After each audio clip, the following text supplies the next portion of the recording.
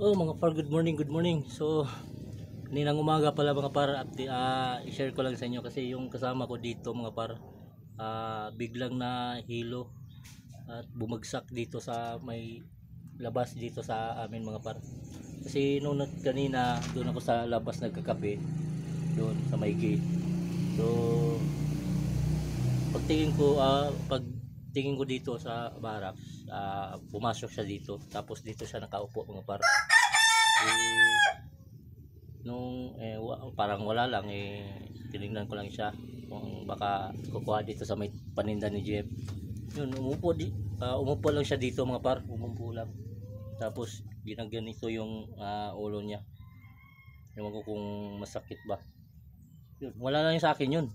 Nung balik ko ng tingin sa kanya, nakabagsak na dito. Bumagsak dito siya mga par. Saka namutla na yung labi niya. Hindi ko alam kung anong sakit nun. Kasi parang wala sigurong tulog o baka may iniindang sakit mga par. Hindi natin alam. Or sa puyat kasi baka bumaba yung kuha niya sa dugo. Yun, isa din siguro yun. Tapos amoy gin yung kuhan. Nag-shot lang daw siya ng kunti kasi may nag-shot doon sa ibang kasama namin. So nag-shot lang siya ng ibang iwan ko, hindi naman karamihan na shot yun. So, ilang piraso lang. So yun, tapos nung pagkuhan na namin pinagtulungan namin kasi parang tumigas siya, parang tumigas, kaya yun, nag-burn out. Nag-burn out ito. Yun, pagkatapos dinala namin doon sa may barracks niya, doon sa kabila, katabi lang nito. Kinabahan ako kasi humagok kasi yung mata niya dumilat, yung mata niya papunta dito sa taas. Yun, buti na lang tumulong yung ibang kasama ko dito na gumagawa ng hagdanan mga par dito, magtrabaho din sila ngayon. So nahirapan huminga. Tapos dito niya masakit daw siguro pag yung pagbagsak niya dito sa labas mga par, siguro yun yung iniindan yung sakit. Kaso lang iwan ko kung ano pa. Tapos yung paa niya hindi niya igalaw mga par, delikado sa kuan yun, sa stroke. Iwan ko kasi dinala na doon sa kuan, sabi sa kuan tricycle, dalhin daw sa barangay muna kasi may kuan doon, first aid. Baka sirado pa kasi linggo naman yun ngayon. So bumalik sila dito sa barracks, kinuha yung cellphone saka yung wallet ng yung tinulungan namin na pasyente. Diretso na doon sa kuan, sa hospital mga par. So tinawagan na namin yung boss namin na ganun yung nangyayari. So inaanak pala yun ng boss namin, yung kuan, yung budigero yun dito mga par. Inaanak yun ng architect din. So yun, ewan ko kung anong resulta. So work muna tayo ngayon mga par. So update ko lang kayo mamaya kung anong resulta. So yung mga par, i-update ko lang kayo sa kasama ko mga par. So andun na yun sa hospital mga par. Tumawag yung si architect ba yung tumawag or sino yun? Yung kasama nila dito sa nagtrabaho dito sa may hagdanan.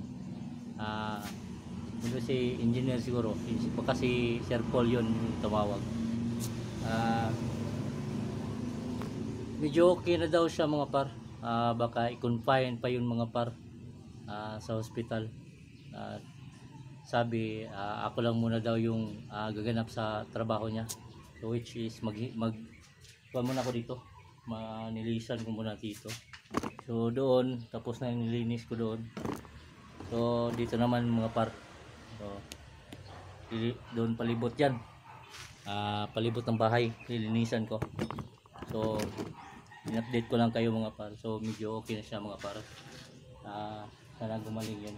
So inaanak pa yun pala yun ni architect yung nagdala dito ng trabaho mga par.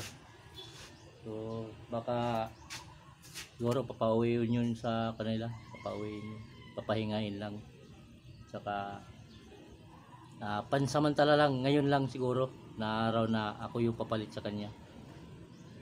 Wala namang problema kasi wala namang masyadong trabahante kasi linggo. Ako lang mag-isa na trabaho dito kasi yung isang pintor, yung pinsan ko, andun sa mama niya, pumunta doon sa mama niya. Baka mamayang hapon pa yun uwi. So yun, okay na siya mga par. Sana madali yung pagka-recover ng katawan niya mga par. So ayaw ko pag ako yung papalit sa kanya, ayaw ko kasi mahirap yung ganun. Pag lalo na pag may mawala na gamit mga par. So sa atin yun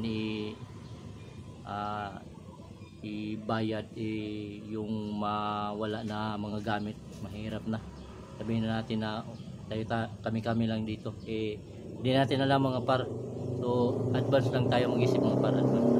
So kung ako man yung ikuhan muna, ipansamantala, ayaw ko pumayag. Sabihin ko na lang na sa iba mo na lang ikuhan sir, magtrabaho na lang ako kasi mahirap yung ganun. So yun lang, good na siya mga par, medyo good na siya. So i-confine muna daw yun sa kuhan muna sa hospital. Baka mga 2 days ganun confine or hindi ko alam.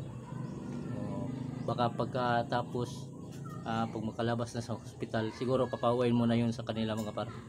So yun lang muna mga par, in-update ko lang kayo. Magtuloy na ako sa paglinis dito. So mga par, ito yung lilinisan natin dito mga par. Yan, tapos na yan dyan, dun tapos na. So dito na lang muna, dito yung lilinisan natin.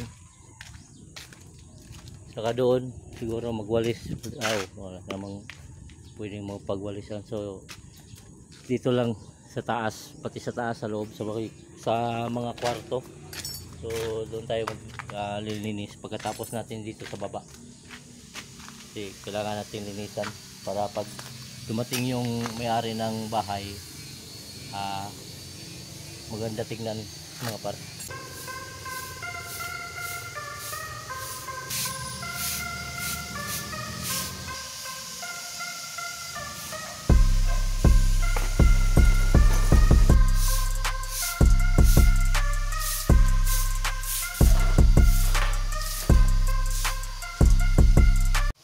Okay, tapos na dito sa baba mga par.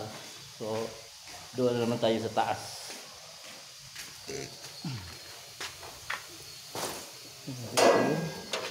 Kung dustpan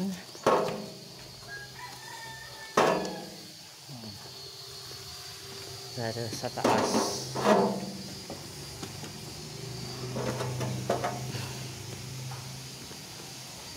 Right.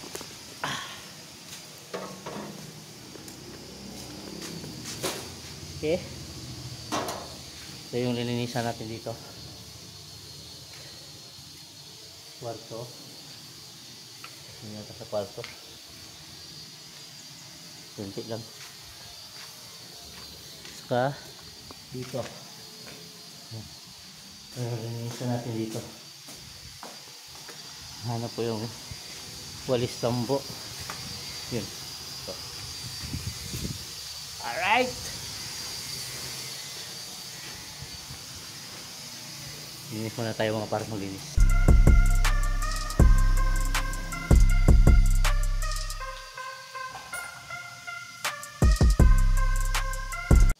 So yung mga par, tapos na tayo maglinis mga par. So dito sa hallway, tapos na. Nilinisan ko dito sa hallway mga par. Saka dito sa may kwarto. Yan. Linis na siya. So dyan na yan muna yung karton kasi may nilagay dyan na semento. Saka dito, tapos na. Yan. Linis na siya mga par. Dito Yan. Saka ito dito, mga tiles. Mga tiles sa mga par. Saka dun sa baba, malinis na rin mga par. Dun sa baba. Yan. Malinis na yan dyan. So, tayo muna yung pumalit sa trabaho ni Tot. Medyo ba na daw siya, okay na siya. So, yun. Magbihis muna ako ngayon mga par. Kasi, hindi ko pa alam kung dilig ba ako ngayon. Kasi, pag umaga, magdidilig yun eh. So, mamaya na lang siguro hapon, siguro mga par, didiligan ko. So, yun lang muna mga par. So, good morning.